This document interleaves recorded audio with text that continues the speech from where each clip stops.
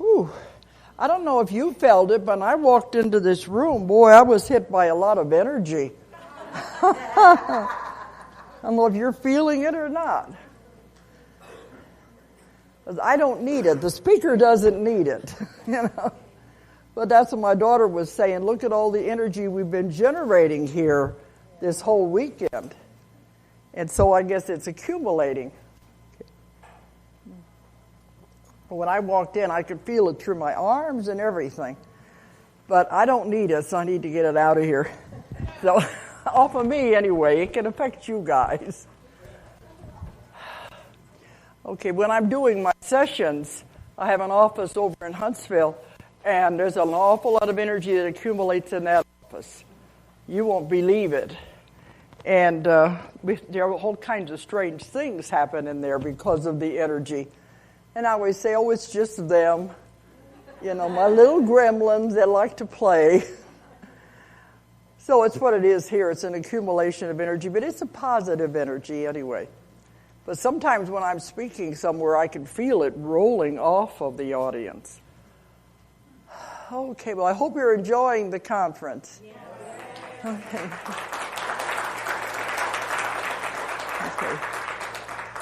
We have a lot of good speakers and a lot of good authors. Okay. Now I'm going to be, so I'm trying to figure out how to start on all of this. Most of you know about my work and what I do, but I do want to give a little bit of explanation on this part that I keep referring to they, so most of those who don't know will understand what I'm talking about. But I've been doing the hypnosis for 40 years, and I've been doing the past life sessions and regressions for 30 years. So I do the therapy and the counseling. People come from the world, that little town in Huntsville, to have a session.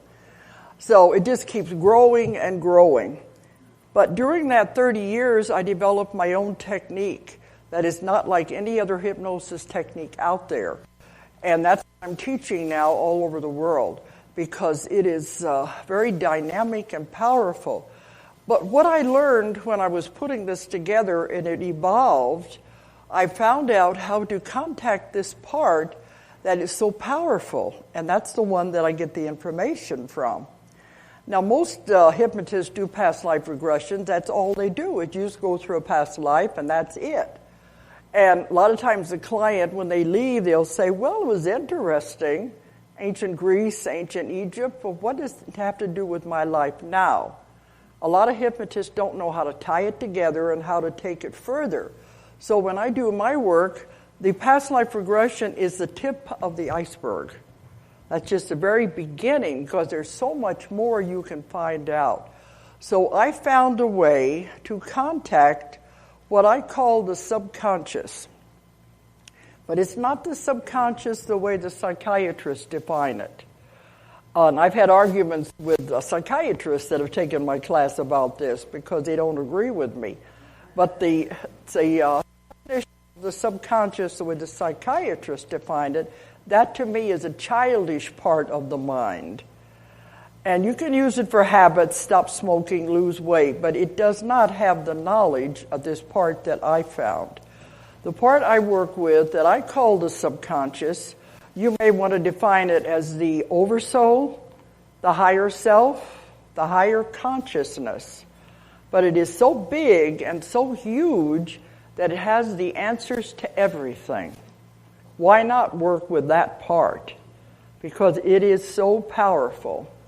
I call it the subconscious. They said they don't care. They said, we'll work with you no matter what you call us. But I call it that part. Some of my students said they begun calling it the higher self, which doesn't make any difference. It works. But that's the one that I call in when I'm doing the instantaneous healings. And also it solves the person's problems. But the interesting thing that has happened with this, and I call it them, because they refer to themselves as a group. But it is a very powerful group. But it's amazing that it is so huge, but it cares very much about each individual person. And that's why when I do the session, it has so much love for the person I'm working with. That is it's beyond description. But it's hard to explain because it's beyond our way of defining things. So when I'm contacting this part, one time I asked them, well, who are you? Because they referred to themselves as a group. And they said, we are the collective. And I said, that sounds like the Borg on Star Trek. But it is such a powerful group that the amazing thing about it is it comes through everybody I work with. All over the world, it doesn't make any difference. It's always the same. It's always the same definitions. It always uses the same terminology, the way it speaks. It's always the same, I want to say entity. It's too bigger than that. But people have taken my class and said if they've had it happen, they'll say, yeah, I contacted the subconscious, and I have to say with a capital S, because it is so powerful when it comes through. But how can you explain it? It comes through everybody I work with, and nobody knows what I'm looking for. They come to me with problems, and I'm helping them with that. But it's always the same voice, the same definitions, the same terminology. Doesn't make any difference where I speak to them anywhere in the world. And as part of this is how I get my information that I write about. A lot of times it is the entire session. They will turn into the part I need. But a lot of times toward the end of the session, and I can be in England having a session. Toward the end of the session, this voice will come through. They never interrupt the therapy, but toward the end it'll come through and say, Dolores, this is the next piece of information you need for your next book. And they'll start giving me a theory that I haven't even heard of before. And I'll say, okay. And then a couple of weeks later, I'll be back in the States doing somebody else. It'll happen again. And they give me more information about the theory they've just given me. So it's like a continuing thing. And some of these people will go home and they'll email me or call me and they'll say, what was that voice at the end of the tape? Because it definitely wasn't them. So I call them they because they have become so powerful in my life. And it's not channeling because this is something much bigger than that. Because it's not coming through one person, it's coming through many, many people.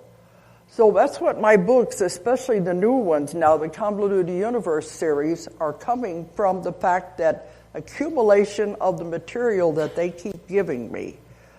And every time I think I've got it all, there's nothing more they can possibly tell me, something new comes out through somebody else, and I'm off on another theory. That's how the Convoluted Universe material came about, because when I was doing the custodians, that was my 20 years of working with the UFOs and the abduction cases.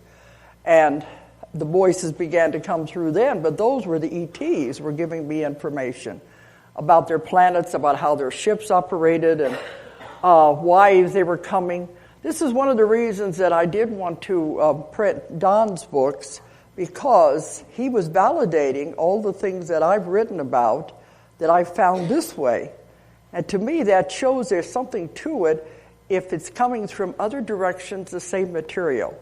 Because they gave me the same story of the seeding of the planet Earth, how life began, how they've been taking care of us since the beginning of time. But it began to go in different directions, away from UFOs and abductions, and began to get into complicated metaphysics. That's when I started writing the Convoluted Universe series. But what I'm getting now, I could never have understood 30 years ago when I started out. I've been evolving and growing the whole time. I've written 15 books now, and some people say they want to read the books in the order I wrote them so they can see how I evolved and how I changed as I went along. Because I began in the very beginning, 30 years ago, with just reincarnation. I thought I had all the answers, I figured I knew it all. I knew how reincarnation works. I was thinking of it in the linear fashion, and I thought I had it all figured out. But then they began coming up with these other theories, and I was saying, wait a minute. The first one was the imprinting theory. I'm not going to go into a lot of this because I've talked for days on these things, and you can see why. But he came up with a theory that I'd never heard of, and it disrupted my belief system. Like, wait a minute, guys, I've got this all figured out. Now you're throwing something else in here that doesn't go according to what I believe and what I thought I've learned. And it really bothered me. But then I got to thinking, if I wasn't open to new ideas and asking questions and learning something else, then I was no better than the church that said, believe this, don't ask for anything else, don't try to question. So I began looking at these new ideas they were presenting to me and trying to figure them out. And it began to make sense. So after that, then I get another little piece. They never overwhelm you. Even my clients, they won't overwhelm you. It's like all these years they've been giving me little spoonfuls of information. Here's another piece. Digest this, then we'll give you a little piece more. And I think that's a wise thing to do. Otherwise, I would have been overwhelmed. I would have thrown it all away, and I'd say, no, I don't understand it. I'm not going to work with it. And that's what would have happened. I had a client who came to me. Everyone who comes to see me, their main question is they want to know what's their purpose. They want to know what they're here for, what they're supposed to be doing with their life. That's the main question. The subconscious, you know who I'm talking about, they said, they can tell you if it's appropriate. Because suppose somebody knew their purpose before it was time. You weren't ready to hear it. If you were told too soon, well then the person would say, oh, that's the last thing I'd ever want to do. I'm not going to do that. And you'd put blocks in your way and you would sabotage it. So they know. So I had this man, one of the questions he wanted to know was what was his purpose? Why was he here? They said, we can't tell you, it's not time. But they said, oh, we wish we could because you don't know what we see. But they said, consider he is where you were 20 years ago. You don't give a baby a 3-course meal. You start a baby out on milk, cereal, crushed vegetables. You don't give them a steak. So that's the same idea. You have to evolve at the stage your mind is. And so after that, I began to understand I could not have handled the steak that I'm getting now 30 years ago. I would have blown my mind. I would have just said, nope, it's too complicated. I don't want anything to do with it. So over the years, they have been giving me more and more complicated information. And as soon as I understand it, digest it, then they come up with another one. And it's been that way now, especially as I go through the Convoluted Universe series. And those of you who have read the last one, I just finally got it out in February. I thought the book was finished when I got to the part about the final solution. But my daughter was saying, no, we don't want to end it on a negative note. So I went to Montreal a month later. They came through blasting at me. This is the way it should end. This is a new theory, a totally new theory. And here I thought I'd had all the theories they could come up with. And they began telling me something that I'd never heard of before. And I said, I don't understand it. They said, all right, then we stop right here till you digest it and understand it. But just be aware there is more. So I end the book with that. There is more. So there will be more books because there's still more information that I can't understand.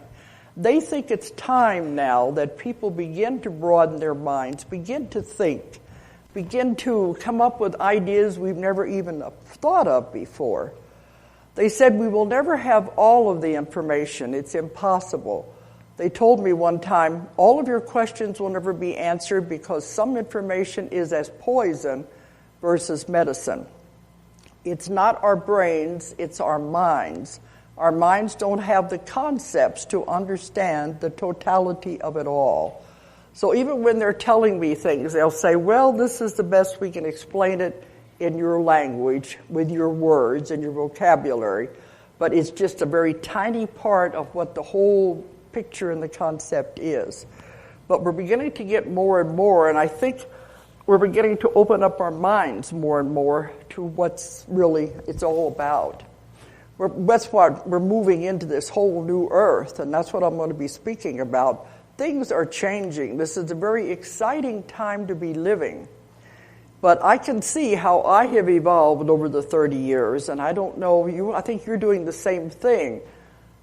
The church definitely doesn't have the answers anymore, and science doesn't have the answers. We're proceeding beyond that. I had a man who read Convoluted 3, and he emailed me, and he said he heard me speak at the Laughlin UFO conference in February. And he said, he didn't believe any of it. It was a bunch of bunk. But he went and got the book. And then he was a physicist, a scientist. So he emailed me, and he said, this opens up a whole new way to look at science. It could change science totally. And he said, I'm going to go out there and tell my other scientists what I have found. But first I have to know, did you make this up? Is this fiction? Before I go out on the limb. And I wrote him, I get 400 emails a day, but I figured I had to answer that one. So I said, no, I could not make this stuff up. There's no way. This is beyond me. I'm the reporter, the investigator, the accumulator of lost knowledge. I just put it out there. But no, there's no way I could make it up. What they feel ready to give me, I just write about it and try my best to understand it so I can lecture about it. And that's as far as I can go. But they say it is changing the way the scientists are even beginning to look at our reality. So there's a lot more going on than I realize. In me, like I said, I'm just a reporter. A lot of it hasn't really even sunk in. I can't remember all the stuff I write. The last book was 700 pages. The two before that was 600.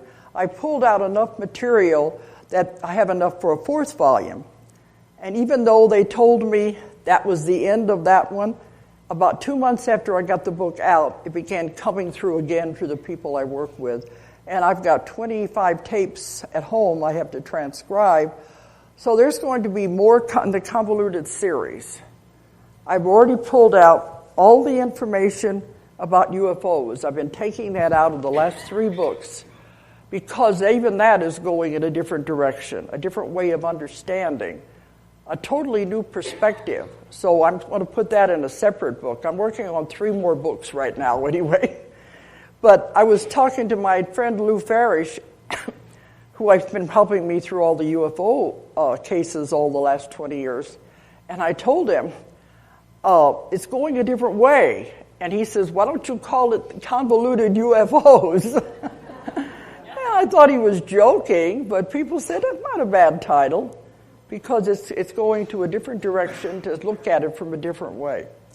So anyway, I've still got lots of material. I'm going to still be writing a lot more books, and more is coming from everywhere I go.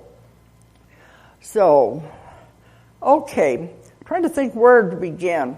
I spoke at a conference a couple of months ago in Kansas. They gave me an hour. They said, we want you to tell all about everything you've written about and everything in the Convoluted Universe series in 1 hour, but save 15 minutes of it for questions. And I thought, oh my gosh, you don't have no idea the amount of material. So when I got up there, I felt like I was running a race. I'm a little more relaxed right now, but I felt like I had to cram an awful lot of material into that 45 minutes and still have enough for questions. So I'm slowing it down a little bit here so I can cover the same information. Okay. One strange thing that has been happening to me in the last several years is an evolution in my work. All of these 30 years with the past life regressions, the past life therapy, I've been focusing on the past lives because that's where the answers are. The person has problems in this lifetime, physical, family, whatever it is, it normally goes back to the past life. So in my technique, I take them back to the most appropriate past life to explain what's going on in the present lifetime. Once they find it, the problem goes away. So it's the way it's been. I've been doing this the whole time. Now suddenly, strange things are happening. And they come through and take over the session. They'll say, past lives are no longer important. You must focus on now and moving forward. There's a whole lot of strange things that are happening. What I'm finding now, maybe 9 out of the 10 cases I might see in a couple of weeks will not go to past lives. They'll go somewhere else, and I'm going to explain what that's all about.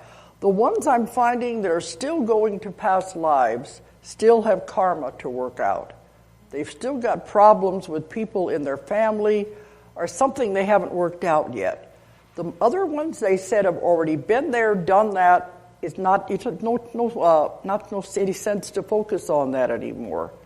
Like you did in Maryland's. See, you weren't focusing on a past life. You're clearing up stuff now. This is what they were saying. You got to work on the karma now and get it out of your life, get rid of it. And we're not focusing on what we've already done. They said it might be interesting, curious, but it has no effect on where we're going.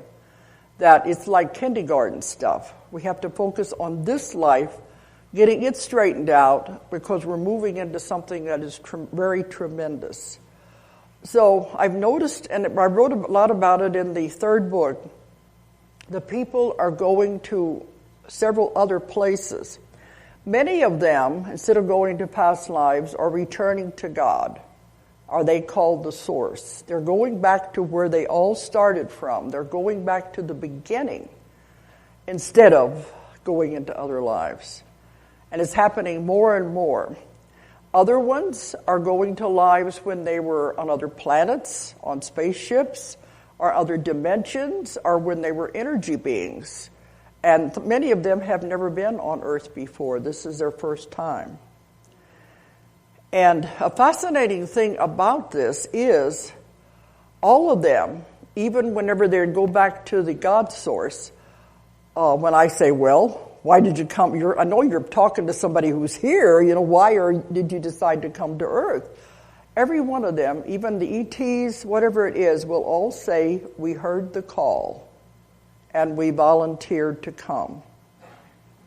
Because this is what I've been told. The ETs, they have been around forever. They've been taking care of us forever. So I've never found any negativity in this. Because they are the ones who seeded the planet Earth. They're the ones who created us, just as Don Shorn was talking about. They've been taking care of us since the beginning of time. They have been here teaching us things through thousands and thousands of years. They are here to protect us. So they've been watching us all that time. So what happened was, whenever we had the atomic bomb explosions at the end of the 1940s, and the beginning of the 50s, you remember there was a big influx of UFO activity at that time. They said it's because when we shot off the atomic bombs, it got their attention. Most of the time they're not here all the time. They come and go. But when this happened, the atomic bomb was shot off. They said, oh my gosh, what are those kids up to now? And so they are come to watch and find out, what are we playing with? And they were not happy because they said, these kids are fooling around with something they don't know how to handle, something that's totally beyond their ability to control. Because they know where we are. We can't even take care of ourselves. That they know we've been on this wheel of karma for generations and generations and generations, repeating the same karma over and over again. Instead of getting off of it and learning your lessons and going higher, we keep coming back to the same mess, the same people again and again because we haven't got it figured out. And the whole world is that way. And here we just finished a war. We were in the middle of violence. We hadn't learned anything yet. Now we go shooting off atomic bombs. They said if they can't even take care of themselves, how are they going to handle something like this? So they were really worried about it. So that's when they began monitoring us to see what we're going to be doing with this. And they don't like it. They're very unhappy with what we're doing. And they said, we have to change. We can't allow this to go on because we could get to the point where we could destroy the world with what we were doing. And they said they can't allow that to happen. Now, the divine directive is just like on Star Trek, that they cannot interfere. You cannot interfere with a developing civilization. It's a planet of free will. They must make their messes, they must make their mistakes, and they just stand back and shake their heads. But they can't interfere because we have been given permission to do whatever we want. But if it gets to the point that we're going to blow up the world, they said it would send reverberations out through space. We would disrupt other civilizations that we're not even aware of. Not only in our galaxy, in our solar system, our universe, but also in other dimensions, because the vibrations would be tremendous. You know what happened with the asteroid belt? Exploded. I've written about that with the destruction of the air on Mars. And they said Earth was hit many, many times with that. It would have been worse, but Earth was on the other side of the sun whenever the explosion occurred. Otherwise, we would have had more damage to Earth. But they can't have this happening. It affects too many other planets and other civilizations that we don't even know about in the other dimensions. They said it's like undeclared war on innocent people. So if that were to happen, then they would have to step in and stop us. They don't want to wait to that point, though, to get to that part. So they said, okay, what are you going to do? We can't just come down and say, hey, guys, this is stupid, you've got to stop it. That's against the divine directive. You can't just come in and make anybody do what they should do. They have sense enough to do, but what they won't do. So they said they had meetings with the councils. What do we do now? This is a very dangerous situation. They came up with a plan, and I think it's ingenious, but they said this one won't go against free will. We can't help from the outside. Why don't we help from the inside? That is not interference. So I said, what do you mean? They said the call went out through the universes. Earth is in trouble. It needs help. Will you volunteer? Will you come and help? And all these people, when I speak to them, they said, we heard the call and we answered.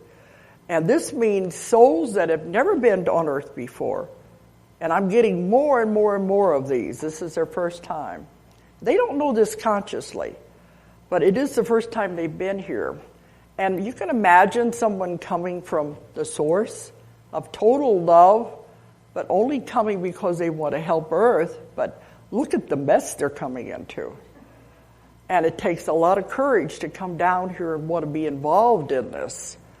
And I've taken them through the birth experience, and they were saying, oh, gosh, I didn't know what I was getting into. Because they feel the heaviness, the denseness of Earth and the body. And then they feel all of these emotions that are so complicated because they've not been exposed to them. They said when they volunteered, they had the big meetings, and they told them this is what's going to be like. But they didn't really prepare them for what it was really like when they got down here. This is a challenging planet. It's a very difficult planet to live on. I said the other day, we come here to learn emotions and limitations. But can you imagine souls that have never been exposed to any of that? So some of the ones that are coming direct from the source are having a very difficult time. And the other ones, the ones that are the ETs, these are very gentle people, too. They've never been exposed to the violence and all of the emotions that are here on Earth. They're coming for the first time. So they're all having trouble with it, but they're here to help us. That's the idea. Bring in souls that are pure, have never known the violence, have never accumulated the karma, to help Earth get out of this mess. Now, the rest of us can help by getting rid of our karma. But we have more work to do. They're coming in to help this. I guess I should tell you about the 3 waves of the volunteers that I've found. then I'm going to go into the new earth. But I think these things are important, and I've found this over 30 years, and now it's speeding up, it's increasing. I think it's a clever plan, because they keep saying that we'll help you in spite of yourself from the inside. If you can get enough pure, innocent, good souls out there, they can counteract all of the negativity and the evil that's happening. It all goes back to love. Love is the strongest emotion there is, and that's what they're trying to install into all of us. So there's going to be a lot of confusion, but I found the 3 waves of people. The first ones are now in their 50s. If you read my book, Keepers of the Garden, that was my first exposure to one of these people. And it was the first time I'd ever had anyone go back to a lifetime where they were an alien. They were an ET. He said he had never lived on Earth before. And he told me what it was like on the other planets he lived on. And I'd never done it. And I'm sitting there thinking, what do I ask an alien? I didn't know where to go in that book because it was my first time to do it. And it was so difficult for him that he tried to commit suicide because it was like, I don't want to be here. I don't like the violence. Why are people so mean to each other? He couldn't understand it. And, why are they always hurting each other? And it just didn't make sense. He said, this is not home. I want to go home. He didn't know where home was, but he knew it wasn't here. He had a wonderful family that loved him. He had a good job. But he just didn't like the negativity here. And in that book, that's how I found out. He was one, we took it backward, he said he volunteered to come. And he's what I call the first wave. The first wave of people that volunteers have had the most difficulty. Now I'm finding them all over the world, and I put them into these different categories.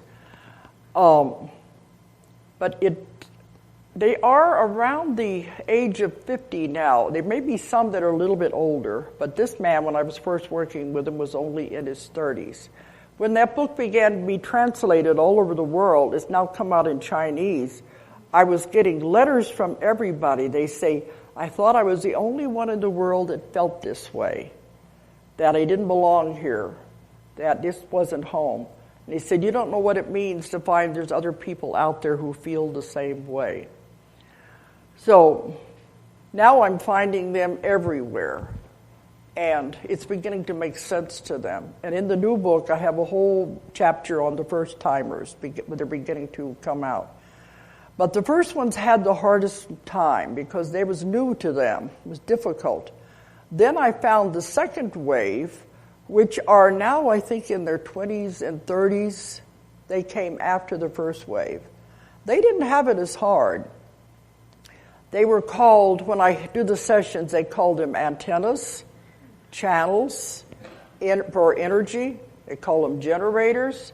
They're not here to do anything except be.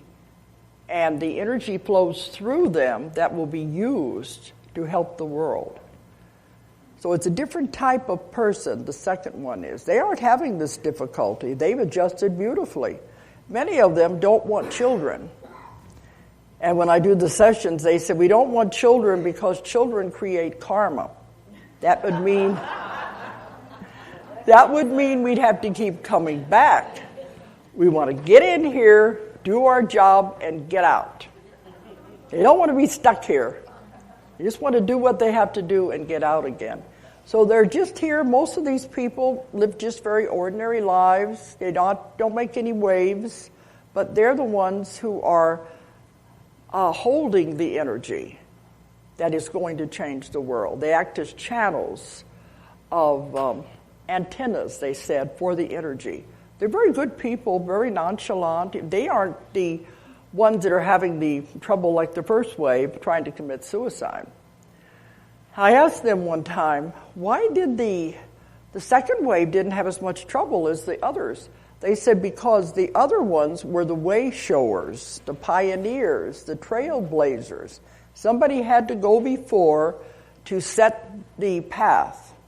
And once the path was set, then the second ones come in. It was much easier to just fit right in and follow that. but they all are volunteers. The third wave you're all familiar with are the new children. Now, they're called indigo children. I don't go along with that term, and the other investigators I work with don't like that term either.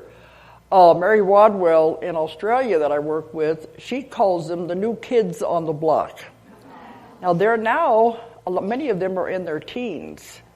I've spoken at conferences where they will have panels of these young kids. They're like 13. And they explain the difficulties they're having with schools and the problems. And some of the kids on those panels were from Indian tribes. They're from all over, all walks of life. They're coming in with everything in place. They are the hope of the world. They are the ones who will make the biggest changes. They're coming in with everything they need, and it's beautiful, it's fantastic. But of course, people not understanding them, they're the ones that are causing the trouble. The teachers that don't understand them. But they are the ones that have great knowledge. They have everything in place. Their DNA has already been changed to function in this new reality. We're the ones that have to catch up. But they're already here. And when I've talked to these children, they'll say the problem with the school is they don't need to be put on Ritalin. They definitely don't need to be put on any drugs at all. And that's what they say, don't do this to the children. But that they say, like, they're bored is the main thing. They said, when the teacher gives them a problem, they tell them the answer. The teacher says, how did you find the answer? Show me your steps. They say, I know it. But show me how you did it. But I already know the answer. And then there'll be other things, and they said they will repeat it again and again and again. They said, I got it the first time. Why don't they just drop it? So this is part of why they are disruptive in the class, is because they're bored. Because they were already learning much faster than the other kids. So they need to have a whole new system. In some of these conferences, they're trying to educate the educators so that they will be able to help with these children. So I asked them, what can we do with these children to help? They said, give them challenges. So if the teachers would know this, just to give them something to do outside of the class. If they've already finished their other thing they were working on, give them something else. Even if we give them something to tear apart and put back together again, it gives them something to focus on, something different, a challenge. And that's the way to approach it, not by sedating them and putting them on drugs and treating them as different, because these are the ones who will help change the world. But I found these 3 waves of volunteers that have come in. And I think you'll recognize a lot of these. A lot of us, the rest of us, are still catching up because we have to get rid of the karma. But they're here to definitely help. But they're having a very difficult time, especially the first wave, because it's not easy to be here. But they did volunteer to come in and help. I should probably bring up one more thing that's happening. I'm trying to keep this in order. Another amazing thing that has happened in my work, we have the people coming in. I said the volunteers. They're volunteered to come in. Then something else was happening. Now that we're getting close to the time of the new earth, it's a little late to wait for them to come in as babies, have to grow up. So they've had another phenomenon that's happening that is a first, that first I've heard of anyway. They said, suppose somebody's going through a near-death experience, and they really want to go. They had the one case where the mother had died and the daughter wanted to go on with her. And so they said, okay, you can go if you want to. But it's not a walk-in. A walk-in is a totally different thing. They have a volunteer who wants to come, and they said, all right, you can go in. Their soul never been on earth before. You can go in. But they make an agreement with the other person. You want to go, you can go on. But they enter the body of someone who later will say, I've had a near-death experience. They don't realize they really did die. This new soul came in. It's a little complicated to understand. But they said they have 2 minutes to get in, and that's it. After the old soul leaves, the new one has to get in there within 2 minutes. Otherwise, the body can't be activated and can't continue on with what it's doing. Because in the cases I'm finding like this, the person themselves does not know any of this. They just continue on their own life. If you try to take them into a past life, it doesn't work. They go back to the point that this soul entered the body. And that's what it'll tell me. Well, we had 2 minutes to get in here while the old one left, and they said they're perfectly happy over there where they wanted to go. There's nothing wrong with it. It's not like a suicide, and it definitely isn't a walk-in. It's a whole different perspective. So this is something new that I'm finding. And there have been other cases. Sometimes, I'm kind of getting off in a lot of this, but another direction. Sometimes these new souls that are coming in, their energy is so strong that it's difficult to come into the body of a baby because it doesn't match. Are you following me with all this? I'm afraid I don't want to get over your head. Okay. The energy is different. The frequencies and vibrations are different than the human body it's coming through. So sometimes when they try to come in, it's too strong for the developing fetus, and it will end up in an abortion because the mother can't handle it. It's just too much energy. The frequencies don't match. So they'll say, okay, we've got to do it again. We have to adjust some of these frequencies. Otherwise, it won't work. It would harm the mother, and the baby couldn't survive. So a lot of times they will wait until the baby is born, and then they can make the adjustments outside of it as the soul is entering at the moment of birth. So they are finding a lot of ways to do this. And these people grow up being different. They're unusual. They're not your normal people that we're used to. But they're here to help, and it's very important and very powerful that they be here at this time.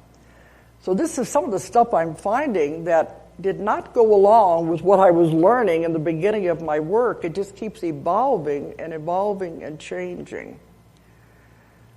Now, it is important, I think, that I do explain about God, about the God source. I've got a whole section, and I first found out about it in, I think it was Convoluted 1 is the first time I had somebody go back to where they were with God.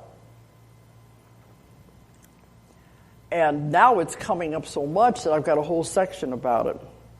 Well, what is God? What is the God source? They always call it the source. It's the same thing. What is it? The first thing you've got to get over, it's not a man. They said, if anything, it would be a woman. Because a woman is the creative power. But it's neither. It has no sex. That's only the costume we're wearing here, this part we're playing on earth. The God source is a huge energy source. It is so powerful, it's unbelievable. That is where everything came from. It's total love. It has no sex. It has no definition. They told me, I think it was in the book Between Death and Life, when I first asked about God, back when I wrote that book about 15 years ago, they said, the God is the glue that holds everything together. If it were to wink out for a fraction of a second, everything would disappear. It's so powerful. But they said, your concept of God is like a tiny thread compared to what it really is. You have no concept, you can't understand it. Then they said, imagine those people who are not even into this. Their concept of God isn't even like a tiny thread. They have no idea of what it is. Because the church still has it as a being sitting up there on a throne, punishing people. It is a huge, powerful energy source that is tremendous. We all came from that. And it's a totally different way. You imagine people not wanting to leave that.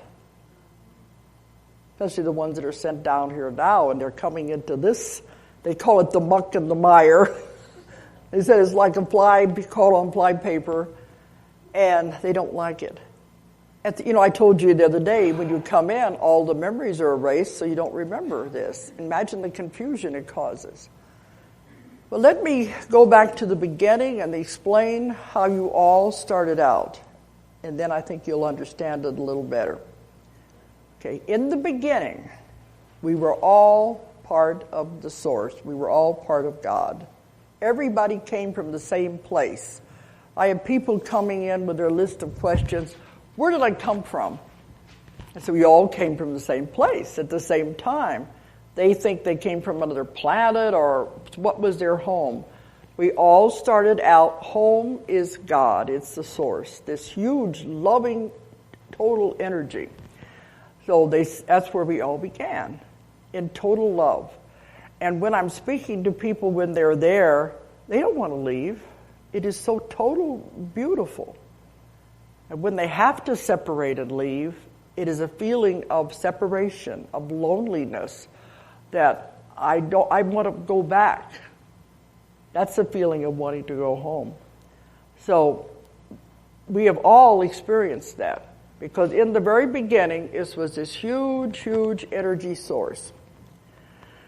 In my new books, they're telling me there was more before that, but I'm not going to go into that right now. It gets very, very confusing. That's what they keep saying, there is more. But anyway, we all began as this huge energy source that was God. He wanted to explore. He wanted to learn. So he exploded out. That's what is called the Big Bang theory. He exploded out, and all these particles and sparks flew out in all directions. Some of these sparks became galaxies, some became planets. Many, many of them became the individual souls. When you take you back to what you really, really are, you're only a tiny, tiny spark. And the people see themselves as that. The soul, the real you, is a tiny, tiny spark that all flew out at the same time when God decided he wanted to explore. We all flew out at that time. And he says, go and learn. Learn as much as you can and bring it back. So that was the whole idea. We're sent out to explore, to learn lessons. That's what all the lives are about, what all the mistakes are about. Nothing is bad, nothing is good. It's all experiences. What do you learn from it? Everything we learn, we eventually take back. Somebody asked me the other day, when do we stop going? Well, when this whole process starts. So, everything in the universe is about accumulating knowledge and information. Everything is about it. The ETs are the same way. They're here to accumulate knowledge and to put it into their computer banks also. But we are here to learn everything we can possibly learn from every life imaginable. That's why you can't do it in one lifetime. That's why you have to have lives as ETs, other planets, energy beings. This is only one school. There are many, many other schools you have been to and you will go to. All of us have been on other planets and other dimensions. And when you get tired of this life here and you think you're finished, you may decide, okay, I'm going to go over to this other planet and see what it's like over there. It's all about exploring and learning more and more. And then we accumulate this and bring it back. In this way, we are cells in the body of God, constantly learning information and transferring it back. So this is what I found out, that even if you don't go into the other lives on other planets and energy beings, when you come to Earth, in Earth school, you have to be everything. This means everything. There's a whole section in the new book where I've had people go back to where they weren't human. I found out, I'm going to put it in linear order, even though I know now it doesn't happen that way. But, for instance, you have to be part of the air. And the first time I ever had that happen to somebody, And it's in a book that's out of print now, the one called Legacy from the Stars. A young man wanted to go back to the first life he'd ever lived on Earth. He went back to where he was, when Earth was forming. It hadn't had any life on it yet. There were volcanoes erupting. There was ammonia in the air. And he was still forming to where plants, nothing was here yet. So he was part of the atmosphere with many others, helping to clean the ammonia out of the atmosphere so that life could begin to form. So I kept thinking, here he's a chemical or whatever, and yet he's still communicating with me. So then I found out you have to know what everything is. So you have all done this. And then you have to know what it's like to be the dirt.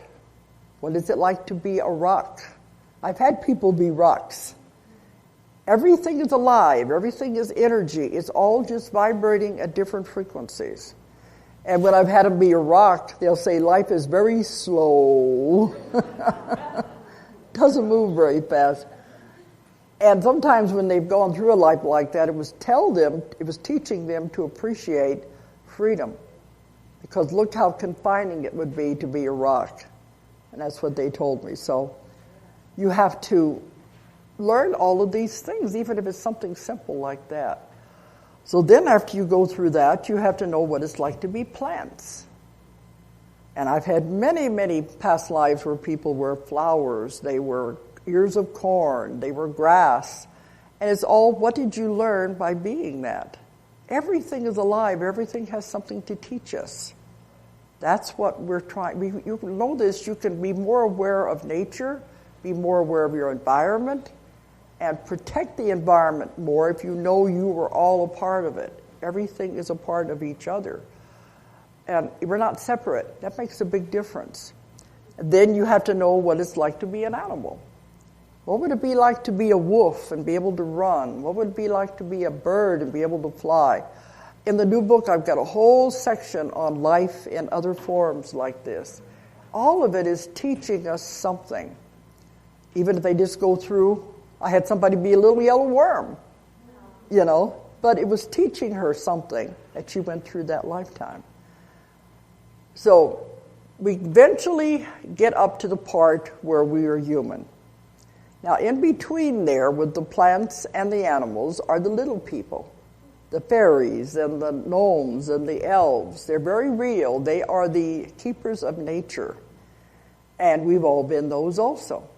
We all have to learn all the parts of all these things so we have it, and it's all in our memory. In one part of the book, they said, you must realize that even the dust of the earth is alive as a bird in flight. It's all alive. And we've all been it. We've all done it. But now we go into the humans. Okay, when you finally get to the human stage, what do you got to learn? Everything. Everything. You have to be male and female many, many times. And when I say that, usually people, I've had men say, wait a minute, I've always been a man. What do you mean? I've never been a woman. But what would you learn if you were only one sex forever? You would learn what it would be like to be the opposite. You wouldn't be balanced. So if you've been one sex too many times, then they'll say, okay, it's time to be the other one now to learn what it's like to be on the opposite. This I've found is one of the reasons for homosexuality. And it makes perfect sense. It's time to try the other role, and they don't feel comfortable with it. You hear men that say, I feel like I'm a woman trapped in a man's body, because they're making this adjustment for the first time. So I had one man come up to me at a lecture, and he said, finally, something that makes sense. But you have to be male and female many, many times. Then you have to be every race on earth. You have to be in every religion on earth. You have to live on every continent, every nationality on earth, which can take a lot of lives. You have to know what it's all about and what it's like. If people understood the rules of reincarnation, there would be no prejudice. There would be no judging. because you would know you have been these religions or these races, or you are going to be. If you're too judgmental, guess what you're going to come back as? The very thing that you were prejudiced against, or the very thing you were judging. That's how karma works. And I've seen it time and time again in the sessions that I do. You have to be on the other side of the coin. That's how karma works. So if we knew that, we wouldn't be judging. We wouldn't be prejudiced. Of course, they said if everybody knew these things, there wouldn't be war, there wouldn't be violence. We would have heaven on earth if we could just understand this. This is where we're headed anyway, is to where it's all supposed to end up eventually. But then you have to be everything. You have to be rich, you have to be poor, have to be in every single situation that is possible to be before you're done. And she was asking me, when do you get finished? You can see it's a big thing. You can't do it in one lifetime. You can do many things in one lifetime, but you can't do it all. So we have to keep coming back again and again until we get it right. And usually when I'm saying these things, some people in the audience look very discouraged, you know. And I'll say, but I like to think when you get to this point, when you're asking questions and wanting to know more information, then I think you probably finished all these lessons and you're on your way out because you finally understand it. You're finally beginning to get it. That's what I like to think. Especially with the new earth coming up. You don't want to think you're back here at the beginning with all of this stuff you have to learn. So all these different lifetimes, which would go on for millennia, you're going back and forth to the spirit side between each one, getting advice, looking at your next assignments, going back and forth. Finally, when you've got it all, then you can graduate. Don't have to come back to earth again. Don't have to come to any other lives again. Then you return to the source. You return to God. It's full cycle. You begin there. When you've learned it all, you return. And then you download, I guess, into the gigantic computer everything that you have learned, and it becomes part of all of the knowledge that God is. And then some people will say, then what? You know? And that's when I asked him, what happens then? I said, what does God do with all of this knowledge and all of this information that is constantly being brought back to him? They said he uses it to create something else. Constant creation all the time. And so he uses what we bring back, all the experiences, all the knowledge, all of the problems, all of the heartaches, and he creates something else.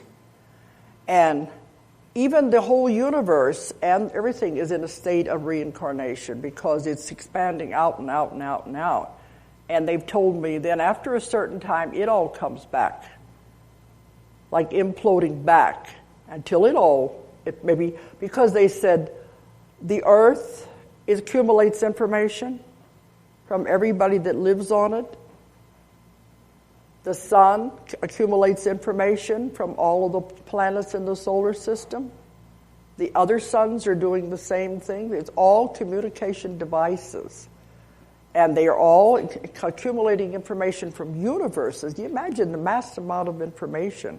We're all like little parts of a gigantic computer. So then eventually it does it all and it becomes back, implodes back. And I said, then what happens? He said, then it explodes out again. So it's a constant recycling of information. Does this sound discouraging to you? Because people say it begins to make more sense when you understand your part in the whole thing. But that's why there is no evil, there is no bad, no good. It's all experiences. And what did you learn from it? You didn't learn anything, you've got to do it again. Because you don't get out of it. You don't get out of this school, you can't skip a grade. You can have to repeat a grade. But then you finally get it all done and you go back and you dump it all and they want to stay with that because it is so beautiful. But then they go out again. And I had one man in one of my classes say, Well, eventually, we should get to the point where there's nowhere else to go. When can we just finally stop? We've gone to all the lifetimes. We've gone to all the planets. Then what happens then? Finally, you think you should be able to just stop. And the answer was, there's other universes. There's other dimensions. It's endless. In the new book, they told me about universes that obey other rules that we don't have here, where the planets are square, they're oval, they're triangle, they're moving in all kinds of weird orbits that we can't possibly imagine. And I said, but that doesn't obey the law of physics. They said it obeys the law of physics of that galaxy, of that universe. So it's beyond our comprehension. We think we know it all, and we don't. It keeps evolving out and out and out. So you can imagine what we have to learn. That's why they said we cannot possibly know it all. There's too much for our limited minds to know it all. They're giving us little bits and pieces because now they think we're at the time we can understand. Look where we were 30 years ago. We couldn't begin to understand any of this. So our minds are being opened to where we can understand it and accumulate more now. And the reason is because we're going into the new earth. I'm going to try to leave some room here for questions. It took a little more time than I thought it was going to take. But it's important information, I think. Okay. We have had civilizations upon civilizations all down through time who have destroyed themselves. Atlantis was not the only one. I have had people go back to lifetimes on many, many other civilizations before that. And the majority of the time it was destroyed by man. I'm sorry to say this, guys, but you're the ones who usually cause the problems. Women were always the ones who, the female energy was always the ones trying to hold it together and keep it from happening. But in all of these civilizations, they would be given power, they would be given knowledge, they could do tremendous things with their minds, and they began to abuse it. It's like the guys would think, all right, I can do this with it, I can do that with it, and they began to abuse the privilege. And it was always the female energy who was trying to counteract this, and it was very, very difficult. So they would end up, the civilization would be destroyed. And in the book, I talk about some that were destroyed by gigantic floods. Some of them were destroyed by where the earth would move, and it would be huge debris and earth, would be dumped onto the cities and everything. But always, and they had one where the sun came through and burned a hole in the ozone layer because of the scientists were focusing on that. A lot of this stuff that we're doing now. And it burned the earth, and it's what created the Sahara deserts and these parts and life has never formed again. But it was always the scientists playing around with things they shouldn't be playing around with. This has happened time and time again. And so they said, yep, every time we had to start all over again. And you had to burn like blowing a fuse. They couldn't allow us to have the knowledge back because we'd abused it, we'd gone too far. So we had to start all over again. Usually and it up again to the point where we're finally getting back to we're having the knowledge again. Now they said it's too late. They don't want to do that. We're on the verge of destroying our world again. That's why these new souls are coming in. They said we don't want to start all over again. We don't want to have to begin again. So what they're doing now is they're creating the new earth that we can just go on instead of beginning again. Now the new earth, it says in the Bible, in the book of Revelations, it's called the new heaven and the new earth. And it says in there some will be left and some will go. This is all part of it. It is very definite. It is real. And other ones talk about the 1,000 years of peace. It's going into a totally new thing. The old earth over here is the one that's having all the trauma. The earth is a living being. It's going through its own karma, its own trauma. It is having the earthquakes, the tsunamis, all of this is to cleanse us, get rid of us, really. They said it's like a dog shaking the fleas off. You know? But now some people, if they're not evolved enough, are going to be left with the old earth. You cannot move to the new earth until your frequency and vibration matches it. It's like everything, even when you go to the other side, your frequency and vibration has to match wherever you go. With the new earth, our frequency and vibration is being changed so that we'll be able to match the other earth. And it's differently in another dimension. I don't think there's time for me to explain dimensions, but I think you understand what they are. As I've written a lot about the different dimensions that are around us all the time. But it is a new earth that is being created to move into a new dimension.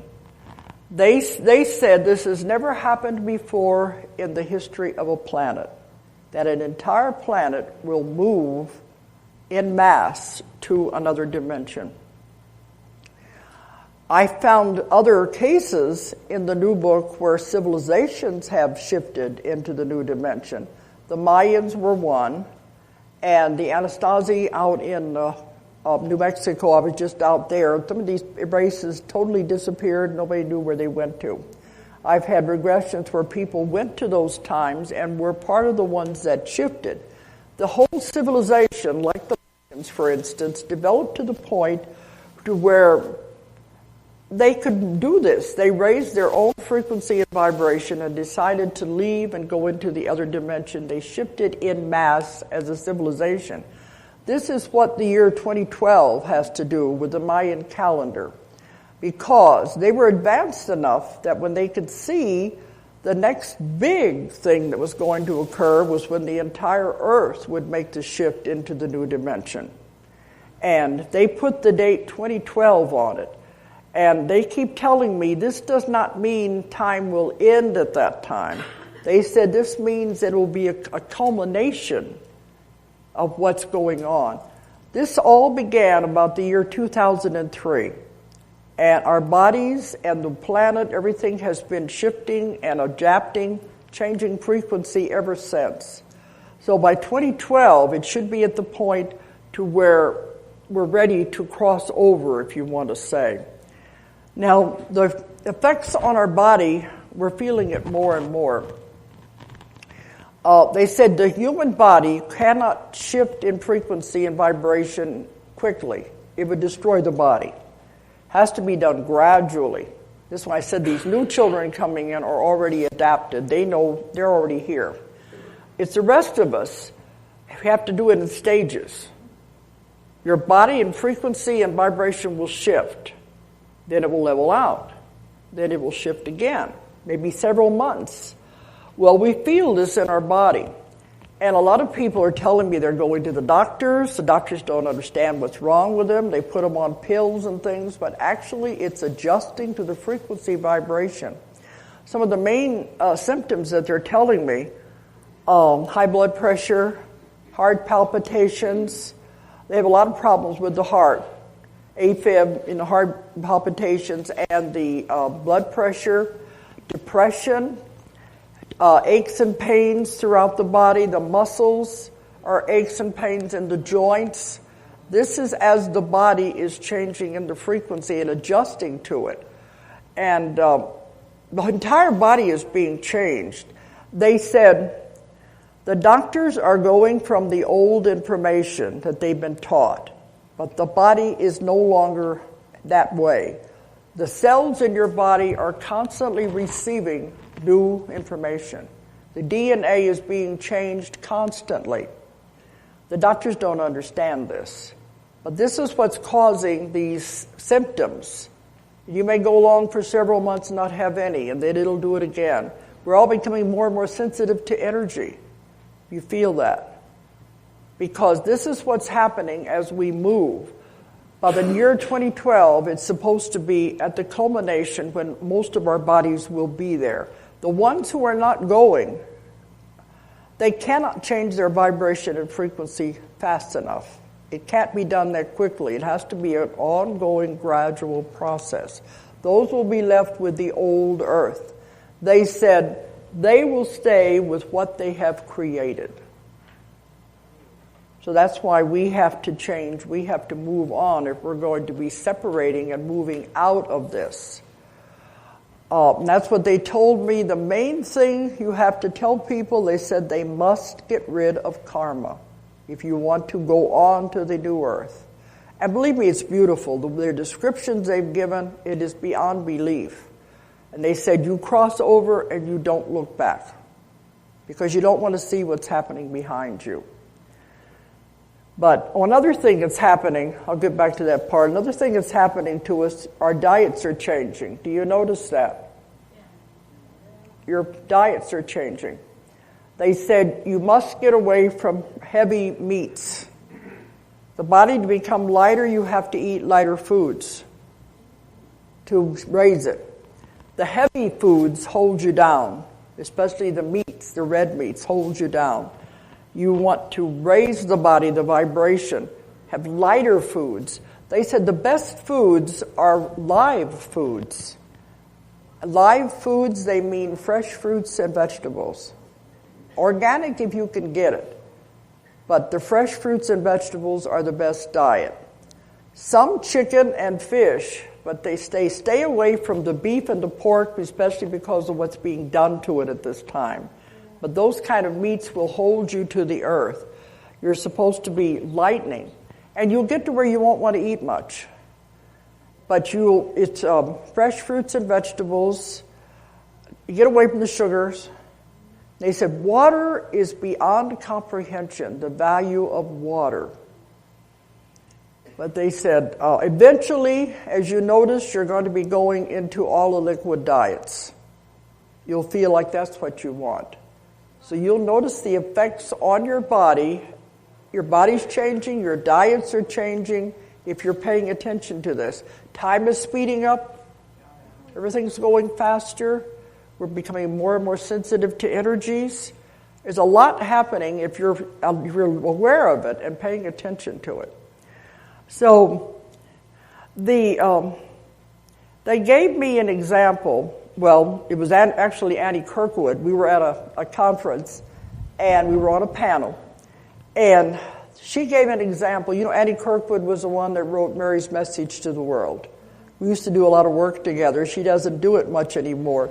But at the conference, she gave this example of what she saw. She said she was shown the Earth out in space. Then she saw it begin to pull apart like a cell begins to divide. And as she saw it begin to pull apart, she saw two Earths. Over here on this one, she heard them saying, "We did it, we did it, we did it." Over here on this one, she heard them saying, "Poor thing, she died believing all that." See, one will not be aware of the other. Just like the Bible says, one will be taken, one will be left, and they won't even know the difference. So it's a very strange thing. And I've asked so many questions about this, trying to understand it. And they keep telling me, we can't give you all the answers because we don't know. This has never happened before in the history of a universe, that an entire planet will make the shift. It's the greatest show on Earth, and everybody is out there watching it because they want to see what's going to happen. But we're in the middle of it right now. And I've been trying to understand it more. They said it won't be like all of a sudden you'll wake up one morning and everything's going to be different. It's going to be gradual. And you may not even be aware that you have moved. But all of these things that are happening right now is the Earth getting rid of its karma with the tsunamis and everything like that. It's the old Earth. And we are moving into the new Earth, and it's going to be fantastic. I know I'm forgetting a lot of stuff there that I need to bring up, but though they said the main thing, yes, in order to do this, you must get rid of karma. Otherwise, you're condemned to come back again and again, stay with the old Earth until you work it out. And how do you get rid of karma? What's the quickest way, but not the easiest way to get rid of karma? Some people say, do it back to them. You do it back to them, all you do is keep the wheel moving. You don't resolve anything. And that's what I work with my counseling. You must forgive. You got to let it go. I tell the person, you don't have to tell them face to face. You do it mentally, with your mind. Even if the person is dead, you can still do it. Do it with your mind. You'll say, I know we had a contract. It didn't work. We really tried, it didn't work. Now it's time to tear up the contract. You go your way with love, and I'm going my way. We don't need to be in this anymore at all. And you have to release them and really mean it. Because I've had clients, they'll say, I can't forgive them. You don't know what they did to me.